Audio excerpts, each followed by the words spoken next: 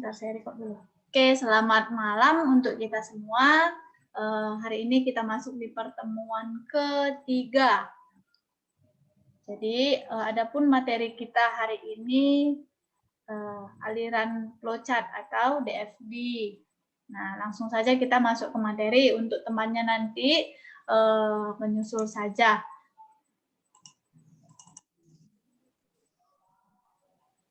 Oke, sudah kelihatan belum? Ini pertemuan ketiga, bukan pertemuan kedua.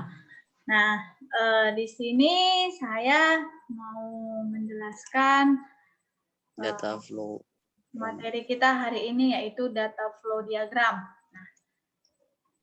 Nah, jadi di sini data flow diagram atau DFD adalah suatu diagram yang menggunakan notasi-notasi untuk menggambarkan arus data dari suatu sistem yang penggunaannya sangat membantu untuk memahami sistem secara logika manusia. Nah, dia terstruktur dan jelas.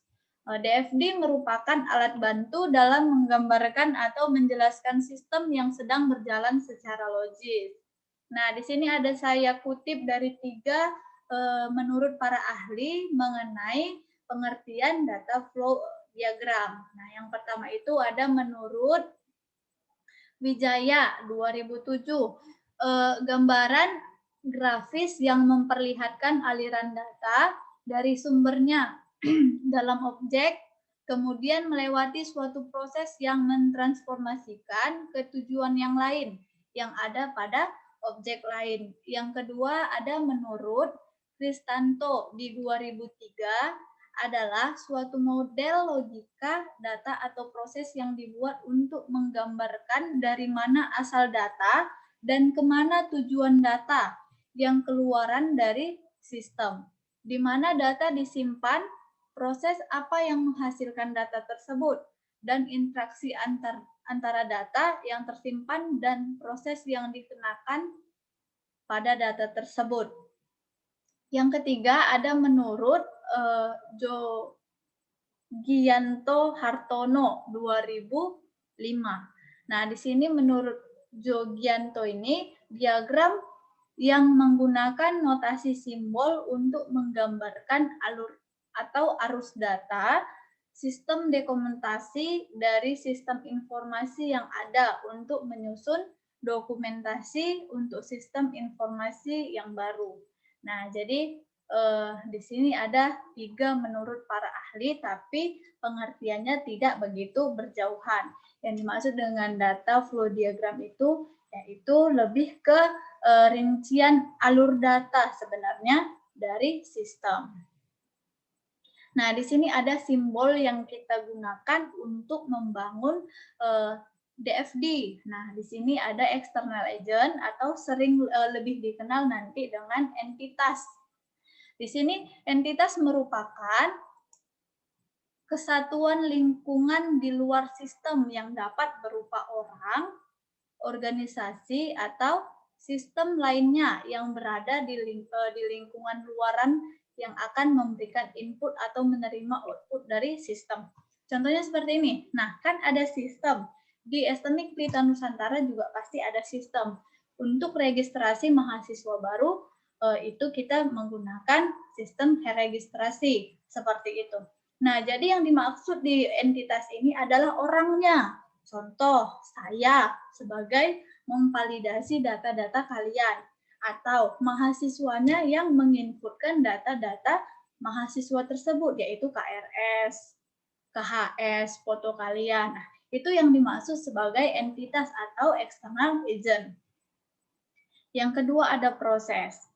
Nah, di sistem itu ada namanya proses, kegiatan atau kerja yang dilakukan oleh orang, mesin, atau komputer dari hasil satu arus data yang masuk ke dalam proses untuk menghasilkan arus data yang akan keluar dari proses. Jadi di sini lebih ke alurnya atau proses apa yang kita masukkan dan apa yang dikeluarkan dari sistem tersebut. Contoh, tadi kita ambil registrasi. Jadi kita masukkan data-data KRS, KHS, foto kita, IPK, semua apa yang diminta oleh sistem kita inputkan dan akan menghasilkan keluaran. Keluarannya apa, Miss? Nah, apabila data-datanya sudah oke dan semuanya sudah memenuhi, pasti data Anda telah berhasil diverifikasi seperti itu. Jadi ada feedback yang dikasih ke kita sebagai entitas atau external agent-nya, seperti itu. Data store atau penyimpanan, tempat menyimpan data. Ini lebih kita kenal seperti memori, seperti itu ya. Cuman di sini disebutkan data store. Jadi yang terakhir itu ada data flow atau arus data atau alur. Nah, merupakan arus data yang mengalir di antara proses simpanan data dan kesatuan luar. Arus data ini menunjukkan arus dari data yang dapat berupa masukan untuk sistem atau hasil dari proses sistem.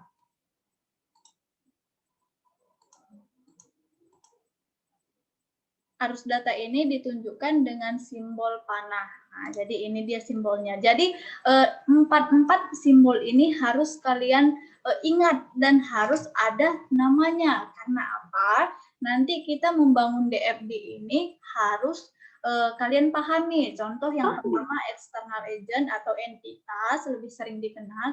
Nah, gambar entitas ini seperti ini. Jadi nanti kalian tidak bisa menggambarkan DFD itu, kalian buat namanya entitas, tapi yang kalian gambarkan seperti panah, seperti data flow, itu salah. Nah, nanti ada juga di penjelasan berikutnya, dia yang tidak bisa berhubungan langsung, contoh entitas ke entitas tidak boleh. Di sini langsung saja kita lihat ya.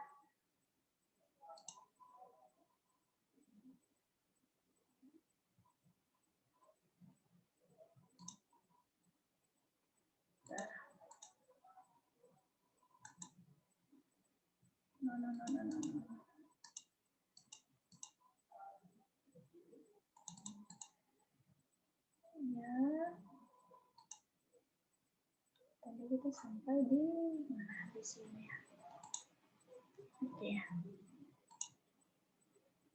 Nah, tadi sampai di sini. Nah, ini syarat menggambarkan DFD atau syarat yang harus kita taati saat kita menggambarkan DFD. Ada 4 syaratnya. Yang pertama, berikan nama untuk setiap simbol DFD. Jadi, kalaupun dia ada entitas pertama, harus kita buat entitas 1. Entitas 0, entitas 2, seperti itu. Jadi setiap entitas atau setiap gambar DFD yang kita bangun atau yang kita buat itu harus ada namanya, seperti itu. Nah, berikan nomor pada setiap proses. Jadi prosesnya juga harus diberikan nomor 1, 2, 3. Nah, nanti ada contohnya, nggak usah bingung. Nah, hindari penggambaran DFD yang rumit. Pastikan DFD yang dibentuk itu konsisten secara logika. Nah, ini ada kesalahan penggambaran DFD. Di sini ada 10 yang biasa terjadi kesalahan saat menggambarkan DFD. Yang pertama katanya proses mempunyai input tetapi tidak menghasilkan output. Jadi, apabila ada proses dan ada inputnya tetapi tidak ada hasil atau tidak ada keluaran yang kita dapat dari aplikasi tersebut, itu bukan dinyatakan dengan aplikasi, itu salah ya.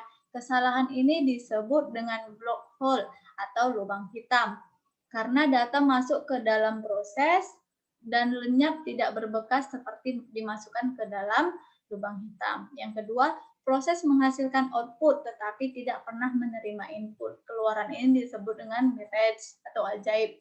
Karena ajaib dihasilkan output tanpa pernah menerima input. Ini saya rasa tidak ada ya, karena tidak mungkin ada output kalau inputnya tidak ada.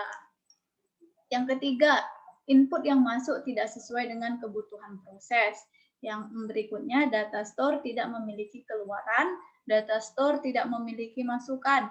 Hubungan langsung antara entitas luar. Contoh tadi yang saya sampaikan itu, entitas ke entitas tidak bisa. Karena namanya kita membangun DFD itu harus ada dari entitas atau orang luar, ada namanya aplikasi, dan harus ada keluarannya. Jadi tidak bisa manusia dengan manusia berhubungan tanpa adanya sistem. Seperti itu. Masukkan langsung entitas data store. keluaran langsung dari data store ke entitas luar, hubungan langsung antar data store, dan yang terakhir data masukan dan keluaran yang tidak bersesuaian dalam data store. Oke, berikutnya ya.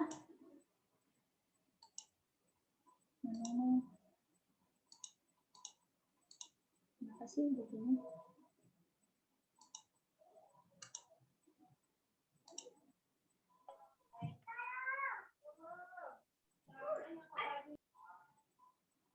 Nah, ini dia. Ini contoh cara menggambarkan flow. Nah, jadi dia ini gambar entitas tadi yang pertama. Coba lihat di sebelah kiri ya. Ini yang pertama B1, B2. Entitas ke entitas tidak bisa.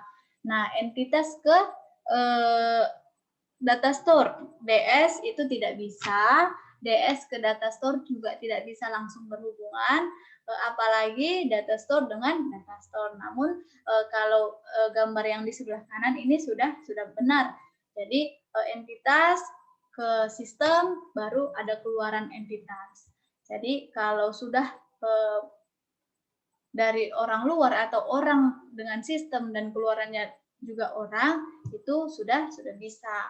Jadi dari entitas sistem ke data store juga bisa, data store sistem entitas bisa, data store sistem data store juga bisa. Nah, seperti itu. Nanti kalau memang ada yang kurang paham boleh ditanya. Nah, di sini ada perbedaan DFD dengan flowchart.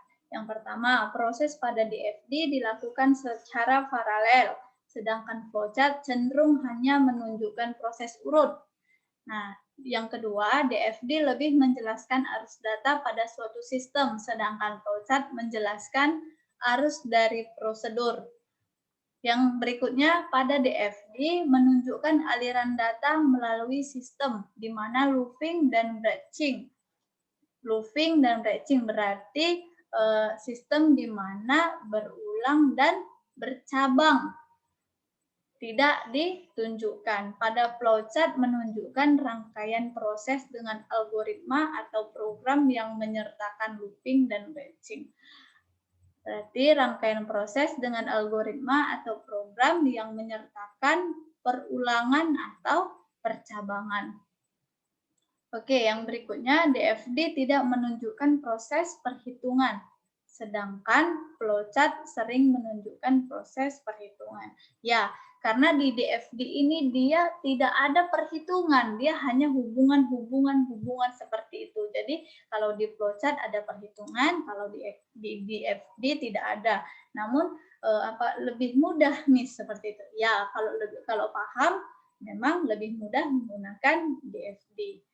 Nah, di sini ada aturan menggambarkan DFD. Kita kasih contoh satu, identifikasi entitas luar, input, dan output.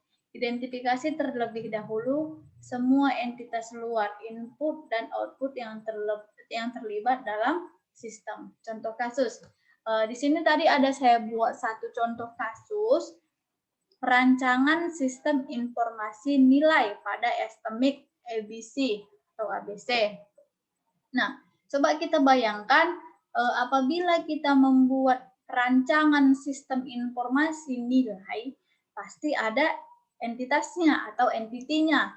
Berarti entitasnya itu mahasiswa. Kenapa mahasiswa? Karena ada sistem perancangan nilai, berarti ada orangnya atau mahasiswanya. Harus ada dosennya atau harus ada BEP-nya.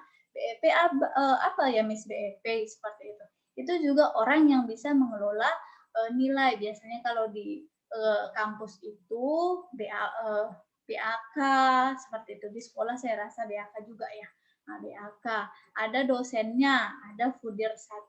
Fudir ini pembantu direktur 1 atau kalau di kita ini lebih ke wakil ketua 1 bidang akademik. Nah, jadi ini semua dari mahasiswa, dosen, BEP atau BAK biasanya. Dan Fudir 1 ini merupakan orang atau yang bisa mengakses ke sistem tersebut.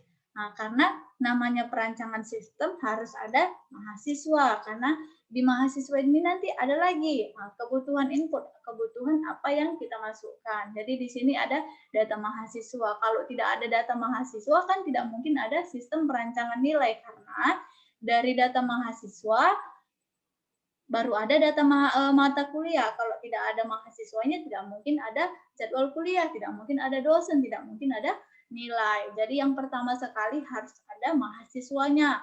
Ada data mahasiswanya, ada data mata kuliahnya, data dosennya, dan data nilainya yang terakhir. Nah, ada yang di sini ada kebutuhan output. Nah, outputnya ada KHS. Ada laporan data mahasiswa, laporan data mata kuliah, laporan data dosen, ada laporan data nilai. Oke, kita lanjut. Nah, di sini ada gambar di bawah ini merupakan ilustrasi mapping berdasarkan identifikasi sistem yang akan dibangun. Nah, ini ilustrasi. Saya coba ajak kalian berpikir, tadi kita sudah buat contoh perancangan sistem informasi nilai pada STMIC ABC. Jadi tadi kita sudah sepakati, kalau kita mau membuat sistem, terlebih-lebih sistem nilai, berarti harus ada yang mau kita nilai atau harus ada mahasiswanya. Jadi di sini mahasiswa BEP atau BAAK, kalau di kampus ada dosen. Nah, dari mahasiswa ini harus ada data mahasiswanya. Dari BEP ini atau BAK ini harus ada data mata kuliah. Nah, dari dosen harus ada data dosen, harus ada data nilai. Nah, kenapa harus ada data dosennya? Ya, karena supaya data dosennya, dari data dosen bisa kita lihat nanti data mata kuliah, dosen ini bawa apa, dosen ini bawa apa, jadwalnya kapan, seperti itu.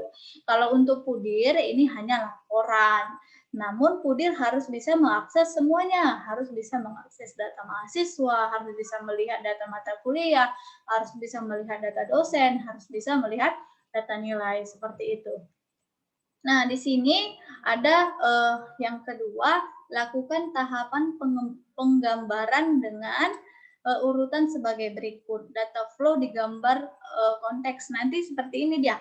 Kalau DFD ini ada namanya DFD konteks. Itu masih poin-poin penting namun belum diperincikan seperti itu. Nanti habis data DFD konteks ada namanya DFD level 0, ada DFD level 1, ada DFD level 2, ada DFD level 3, tergantung dari sistem yang kita bangun. Semakin banyak, semakin luas cangkupannya, maka semakin banyak DFD level-level sampai ke bawah, seperti itu. Nah, tadi kebetulan kita perancangan sistem informasi nilai pada STMIC ABC. Jadi dari sini yang pertama sekali harus kita pahami adanya sistem.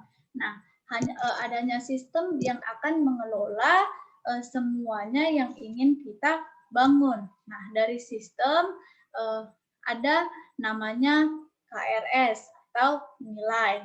Nah, ini mahasiswa bisa mengambil atau bisa melihat nilai dan KRS dari sistem. Namun, mahasiswa harus memiliki atau harus menginputkan data pribadi ke sistem. Nah, jadi dari dosen itu harus memberikan ke sistem, yaitu data atau nilai-nilai mahasiswa, yang pastinya harus sudah melewati proses pembelajaran. Nah, jadi dari dosen juga harus menginputkan data dosen, mulai dari nama, tempat tinggal, apalagi mata kuliah yang dibawa, status dosen, itu semuanya harus diinputkan ke sistem.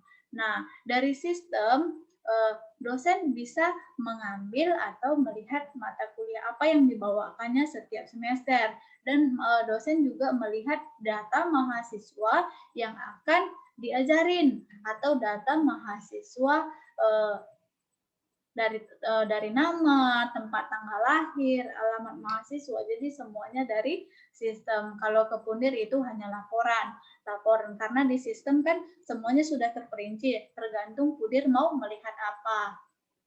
Nah, dari BEP atau BAAK biasanya itu menginputkan mata kuliah. Menginputkan jadi di setiap semester itu harus dibuat mata kuliahnya dan siapa dosennya yang mengajarkan. Nah, jadi dari sistem BAAK dapat melihat nilai juga, nilai mahasiswa, data dosen, data mahasiswa, seperti itu. Nah, di sini ini dia DFD level 0. Kalau DFD level 0 ini masih setelah DFD konteks. Dia belum begitu terperinci, namun sudah lebih jelas daripada DFD konteks. Nah, di sini bisa kita sama-sama lihat DFD level 0 ini merupakan gambaran secara rinci dari sistem yang akan dibangun. Penggambaran DFD level 0 harus mengacu atau mengarah pada DFD konteks. Jadi apa yang sudah kita buat di DFD konteks itu yang kita kembangkan di DFD 0. Jangan nanti di DFD konteks tidak ada data mahasiswa contoh, namun di DFD 0 jadi ada mahasiswa, data mahasiswa, itu tidak bisa karena DFD level 0 ini merupakan pengembangan dari DFD konteks seperti itu. Jadi di sini bisa kita lihat mahasiswa. Di mahasiswa tadi ada data mahasiswa. Di DFD tadi ada data mata kuliah. Di dosen ada data dosen. Ada data nilai. Jadi di sini jelas juga alurnya, bisa nanti dibaca. Kalau ada yang kurang paham, boleh ditanyakan. Nah, data flow diagram level detail atau level 1, level 2, level 3, level seterusnya tergantung tadi sama kebutuhan kita atau tergantung seberapa luas sistem yang akan kita bangun. Jadi yang di sini tadi itu sampai level 5 karena hanya ada data mahasiswa, data mata kuliah, data dosen, data nilai, dan laporan. Karena kita yang akan sistem yang akan kita bangun ini perancangan sistem informasi nilai pada estetik ABC. Jadi sampai level 5. Jadi merupakan gambaran secara detail dari sistem yang akan dirancang berdasarkan DFD level 0. Data flow diagram level detail ini merupakan dekomposisi dari DFD level 0 atau dekomposisi dari DFD level sebelumnya. Nah, ini dari DFD level 1. Coba kita perhatikan di sini tadi ada DFD level 0. Ada data mahasiswa. Nah, dan kita coba perhatikan di sini. Di sini tidak ada lagi dijelaskan data mata kuliah, tidak ada lagi dijelaskan data dosen, tidak ada dijelaskan data nilai dan laporan, tetapi dia lebih khusus di data mahasiswa. Nah, mahasiswa itu apa-apa saja sih yang akan diinputkan data mahasiswanya seperti itu. Jadi dari hitung nilai tugas atau kuis, hitung nilai absensi, hitung nilai UTS, hitung nilai UAS. Nah, jadi lebih terperinci. Nah, jadi di sini tadi ada data mahasiswa, data mata kuliah, data dosen, data nilai, data laporan. Di sini hanya data mahasiswa karena dia lebih terperinci seperti itu. Oke, mungkin hanya itu yang bisa saya jelaskan hari ini.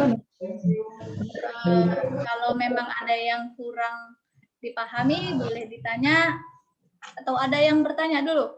Coba, silakan. Banyak jadi. Bapak jangan di sini.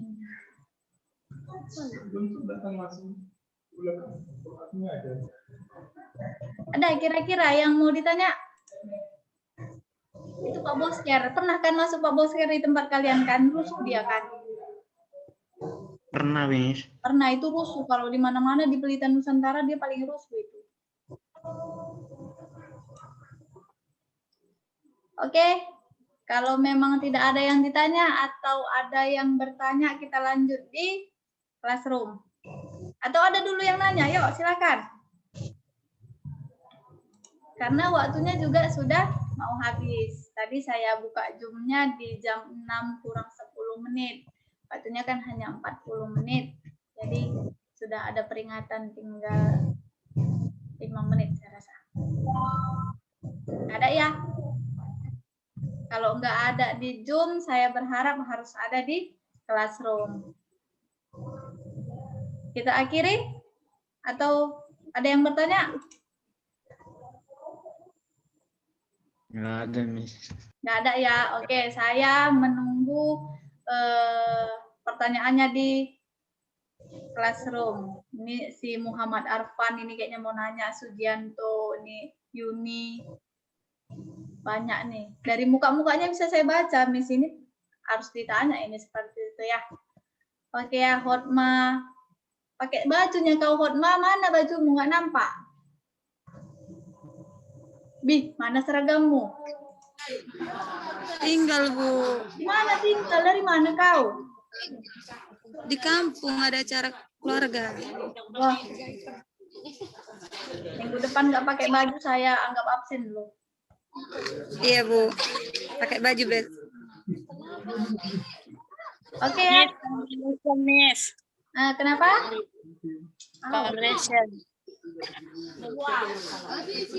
Gimana Putri? Putri mau nanya? Jadi. Oke ya. Saya tunggu pertanyaannya di classroom. Tanya aja. Yang penting biar hidup kelas kita. Oke ya. Terima kasih yang sudah bergabung di Zoom. Jangan lupa direkap untuk hari ini dan di-share juga di grup kita supaya nanti tidak ada terjadi kesalahan. Biar dia tahu nama-nama siapa yang tidak hadir di Zoom. Oke ya, terima kasih. Selamat malam. Salam sehat untuk kita semua. Bye. Selamat malam, Miss. Saya izin duluan ya. Bye.